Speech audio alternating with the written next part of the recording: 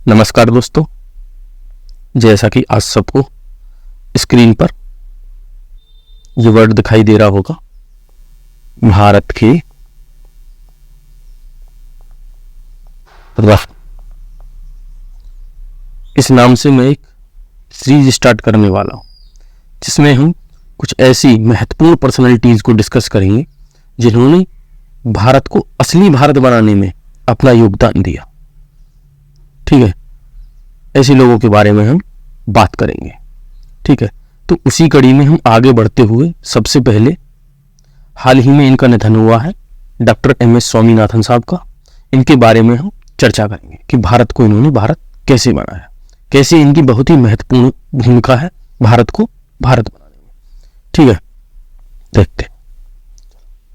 देखिए, doctor M S. Swaminathan को father of Indian grand revolution बोला जाता है, मतलब भारत में हरित क्रांति के जनक के रूप में इनका नाम बहुत ही ज्यादा सामान्य रूप से लिया जाता है। ठीक है, इन्हें father of Indian grand revolution बोला जाता है। साथ ही साथ इनको ग्लोबल लीडर बोला जाता है ग्रीन रेवोल्यूशन का। ठीक है, एम.एस. स्वामीनाथन को ज्यादातर लोगों को आपको पता होगा। ठीक है, इनके बारे में, पर आज मैं इनके बारे में कुछ ऐसी चीजें बताऊंगा जो आपको नहीं पता होंगी और आपको जाननी चाहिए। सबसे पहले मैं आपको इनका जो जन्म है वो 7 अगस्त 1925 को होता है। देखिए, आगामी परीक्षा की दृष्टि से भी ये एक बहुत ही महत्वपूर्ण पर्सनैलिटीज है और जिनके बारे में मैं 100% श्योरिटी के साथ कह सकता हूं कि कोई ना कोई सवाल अवश्य पूछा जाएगा, क्योंकि बहुत ही ज्यादा फेमस पर्सनैलिटीज है। उसका अंदाजा आपको जैसे जैसे हम लेक्चर में आगे बढ़ेंगे पता चल जाएगा। ठीक है, तो इनका जन्म 7 अगस्त 1925 को तंजावुर, आज के तमिलनाडु में होता है। ठीक है, जैसे कि हम बात कर रहे हैं कि हाल ही में इनकी मृत्यु हुई है। ठीक है, हुआ क्या है, 28 सितंबर 2023 को चेन्नई में, तमिलनाडु में इनके अपने ही आवास पर करीब 98 वर्ष की उम्र में इनकी डेथ हुई।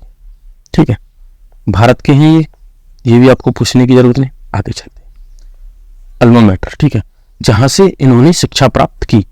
ठीक है, जहां शिक्षा पाई वह संस्थान कौन से, देख, यूनिवर्सिटी ऑफ केरला से इन्होंने बीएससी करी है, यूनिवर्सिटी ऑफ मद्रास से भी इन्होंने बीएससी करी है। ठीक है, इंडियन एग्रीकल्चर रिसर्च इंस्टीट्यूट में ये क्या रहे हैं, एसोसिएटशिप इन जेनेटिक्स। ठीक है, मतलब जो जीन के बारे में जानकारी है उसके बारे में ये IARI में क्या रहे हैं, एसोसिएटशिप इन्होंने करी है। ठीक है, आगे चलते हैं। यूनेस्को, ठीक है, ये एक UN की बॉडी है। ठीक है, इसमें क्या है, ये फेलो इन जेनेटिक्स में इन्होंने वहां से ज्ञान प्राप्त किया है। ठीक है, आगे चलते हैं। कैम्ब्रिज से इन्होंने PhD की है, जो कि दुनिया में विश्वविख्यात विश्वविद्यालय है। आगे चलते हैं, चिल्ड्रन इनको छोड़ते हैं। अब देखते हैं अवार्ड। देखिए, ये बहुत ही ज्यादा इंपॉर्टेंट है, ये वाला जो सब्जेक्ट है, अवार्ड।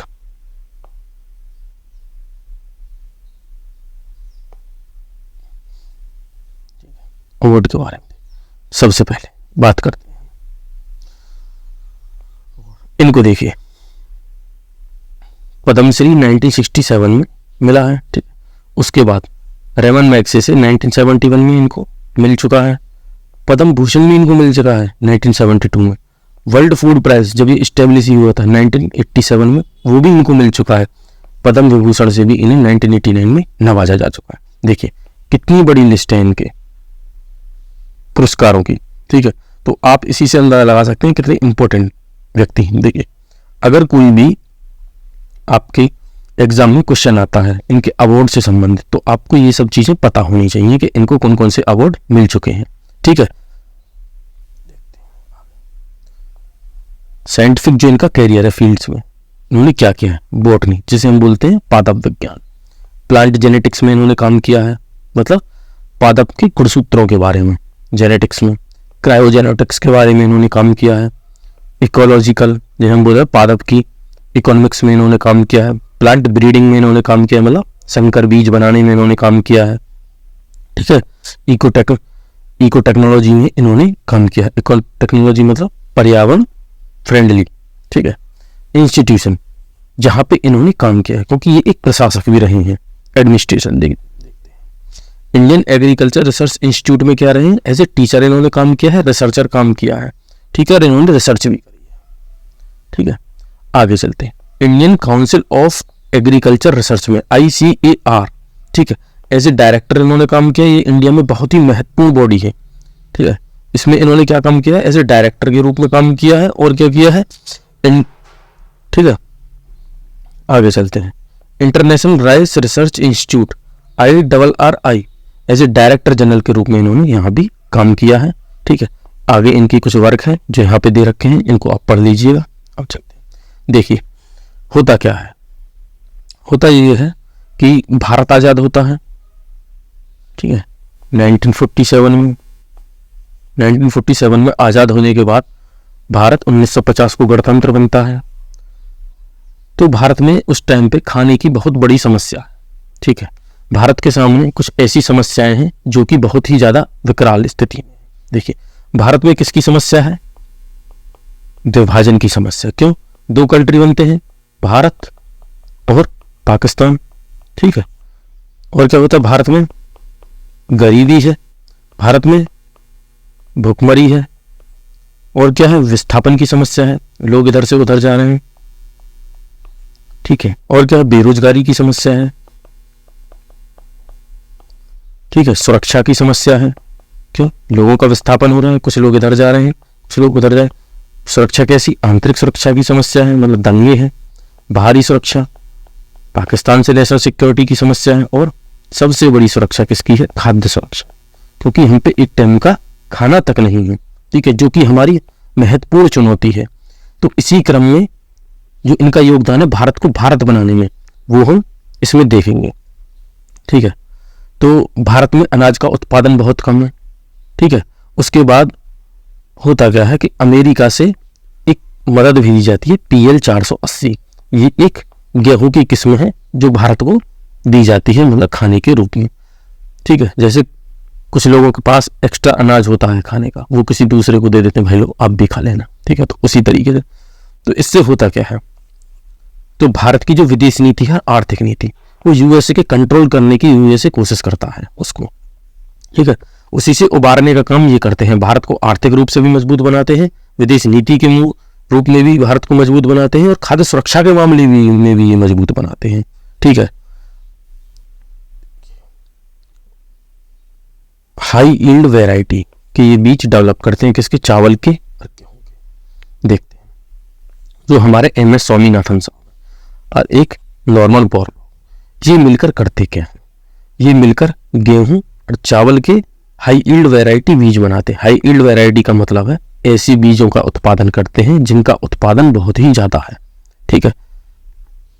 देखिए 1966 में करते क्या है, ये एक मैक्सिको का सीड लेते हैं और एक पंजाब की एक मूल प्रजाति लेते हैं, उनको संकर करा के, ठीक है, फर्टिलाइज कराते हैं और एक बीज बनाते हैं भारत में गेहूं का।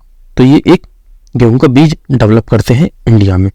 ये बीज जो होता है वो कैसे बनता है, सबसे पहले नॉर्मन बोरलॉग जो है 1960s में ये बनाते हैं अपना, एक जापान का सीड लेते हैं और एक लेते हैं मैक्सिको, इन दोनों को मिलाकर ये एक सीड तैयार करते हैं। उसी सीड को लेके हम मैक्सिको वाले को और इंडिया के ये पंजाब का जो सीड है, तो हम एक गेहूं की बीज किस्म तैयार करते हैं जो कि भारत में अधिक उत्पादन देगी, ठीक है।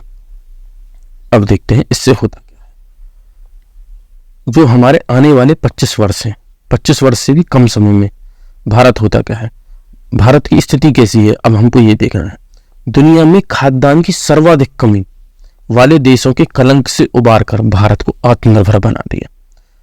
मतलब 1966 में या 1960s में ये जो हमारा क्रम स्टार्ट होता है हरित क्रांति का, ग्रीन रेवोल्यूशन का, उसमें किया क्या जाता है कि भारत को एक जो सर्वाधिक खाद्यान्न की कमी वाला भारत देश है, वो क्या है, भारत पे कलंक है। जैसे आज की डेट में सूडान, सोमालिया, इन देशों की जो स्थिति है, इससे उबार कर भारत को आत्मनिर्भर भारत बनाने का काम इन्होंने किया था। देखिए 1962 में पंडित जवाहरलाल नेहरू की मृत्यु हो जाती है, ठीक है। उसके बाद हमारे लाल बहादुर शास्त्री जी भारत के प्रधानमंत्री बनते हैं, और उस टाइम पे हम चाइना से युद्ध हार चुके हैं, ठीक है। तो हमारे यहाँ सबसे बड़ी समस्या है पैसे की और दूसरा खाने की। तो लाल बहादुर शास्त्री जी बोलते हैं कि आप साग सब्जी अधिक खाइए और एक दिन का उपवास रखिए, ठीक है। नारा भी दिया जाता है जैसे भारत में जय जवान जय किसान का, ठीक है। उसी क्रम में जो साइंटिफिक रूप से काम करते हैं, जो असली काम करते हैं, वो यही है एम एस स्वामीनाथन साहब। तो ये क्या करते हैं, भारत क्या है, ship to mouth country. Ship to mouth country का मतलब क्या है कि अमेरिका से जो शिप है वो आता है और हम खाना खा जाते हैं, मतलब उन गेहूं को, ठीक है। तो उससे इंडिया को क्या बना दिया, फूड सरप्लस, मतलब आत्मनिर्भर बना दिया किसके मामले में, खाद्यान्न के मामले में भारत को, ठीक है। अगर आप अपने दादी हो, बाबा हो या अपने पिताजी हो, उनसे पूछेंगे, उनके टाइम की बात है, ठीक है, वो बोलते हैं कि हमारे टाइम पे गेहूं की रोटी नहीं थी, वो बाजरे की रोटी खाया करते थे या जौ की रोटी खाया करते थे। ये तो अब से कम 30, 35, 40 साल पहले से ही हमारे यहाँ इसकी शुरुआत हुई है। गेहूं का खाना, गेहूं के जो खाने का कल्चर है, चावल का है, उससे पहले उत्पादन नहीं था, ठीक है, बहुत ही कम उत्पादन था। देखिए इनका अंदाजा हम किस बात से लगा सकते हैं, एम एस स्वामीनाथन साहब का ये कितनी महत्वपूर्ण है। 1919 में एक टाइम पत्रिका है जो 20वीं सदी के सबसे 20 प्रतिभाशाली एशियाई व्यक्ति एक सूची जारी करती है, ठीक है, एशियाई लोगों की, जिनमें से वो करती क्या है, वो 3 नाम लेती है, मतलब 3 नाम उठाती है, कहाँ से, भारत से। तो उन 3 नामों में से वो जो 3 नाम है उनमें से तीसरा नाम गांधी जी, रविंद्रनाथ टैगोर और एम एस स्वामीनाथन साहब का है तीसरा नाम। इसी से आप अंदाजा लगा सकते हैं, केवल 3 नाम है, 20 व्यक्ति चुने गए हैं एशिया से, जिनमें से तीसरा नाम किसका है, एम एस स्वामीनाथन का। गांधी जी, रविंद्रनाथ टैगोर जिन्हें पूरी दुनिया में जाना जाता है, उसके बाद कौन है हमारे, पंडित जवाहरलाल नेहरू ना होते हुए भी कौन है, एम एस स्वामीनाथन साहब। इसी से हम अंदाजा लगा सकते हैं इन्होंने किया क्या है पूरी दुनिया के लिए भी, ठीक है, खाद्यान्न में भारत को आत्मनिर्भर बनाने के। देखिए जब हमारे पास खाना होगा तो हमारी आर्थिक नीति और हमारी जो डिप्लोमेसी है, मतलब विदेशी नीति, हम स्वतंत्र रूप से चला सकेंगे। तो उसी के में इन्होंने बहुत बड़ा काम किया। देखिए इससे किसानों को क्या फायदा होता है, देखिए यहां से एक बहुत बड़ा चेंज आता है किसानों में। वो चेंज क्या आता है, इसे बोलते हैं ब्लॉक कैपिटलिज्म, मतलब बैल पूंजीवाद। बैल पूंजीवाद होता क्या है, मैं आपको आसान शब्दों में बताता हूं। देखिए जो किसान प्रॉस्पर हैं, जो समृद्ध हैं, वो क्या है, बैल पूंजीवाद, मतलब किसान हमारे समृद्ध बना दिए जा सकते हैं, जो कि उस टाइम पे क्या थे, आत्मनिर्भर नहीं थे, ठीक है, जो बस अपना खाने लायक उत्पादन कर पाते थे और अपना जीविका चला पाते। अगर आपने गोदान पढ़ा है, होरी की कहानी सुनी है, तो ऐसी ही स्थिति हमारे देश में किसान की होती थी। स्थिति किनकी अच्छी थी, जमींदारों की, ठीक है। तो ब्लॉक कैपिटलिज्म, ये किसान जो समृद्ध हैं उनका एक वर्ग तैयार करते हैं भारत में, ठीक है। हरित क्रांति का फायदा ये होता है, क्योंकि देखिए अब क्या है, खाने लायक तो उत्पादन हुआ ही, किसान उस जो सरप्लस उत्पादन है उसको बाजार में बेच पा रहा है और उससे एक्स्ट्रा इनकम ले पा रहा है, जिससे उसके पास पैसे आ रहे हैं, तो वो अपने घर के ऊपर खर्च कर पा रहा है, खाने के ऊपर, इन सब चीज़ों के, मतलब उसका सोशल स्टेटस भी बढ़ रहा है, उनके बच्चे पढ़ रहे हैं और वो पॉलिटिकल एक्टिविटी में भी भाग ले रहे हैं, ठीक है। आगे देखते हैं, 70s और 80 का दौर शुरू होता है, ठीक है।